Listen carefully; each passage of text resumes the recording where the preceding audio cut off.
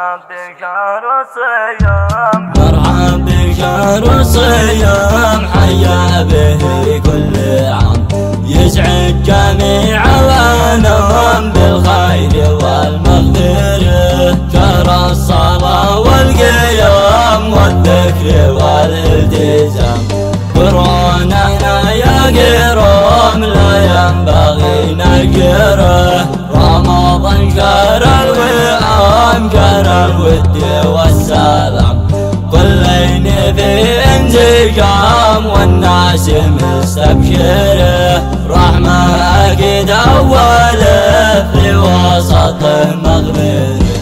وعدك في آخره من يهمل يخسره أنصح جميع البشر بما ورد في الأثر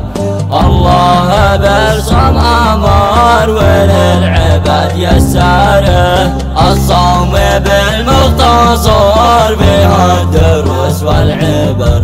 والخير فيها انتشر يا سعد من ينشره والفوز من في صبر على القضاء والقدر ومن لغزة نصر الله با ينصره رمضان يا مسلمين وحدة وأخوة ودين لكن أسب مدبرين كل له مجبره قال الصبر لكم يا سامعين كلكم هذا العمل أجلكم والجيد من ينشره هذا النصيح لكم جدوا في أوقاتكم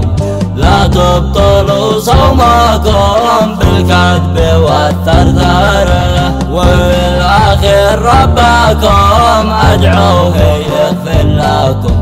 يتم لكم صومكم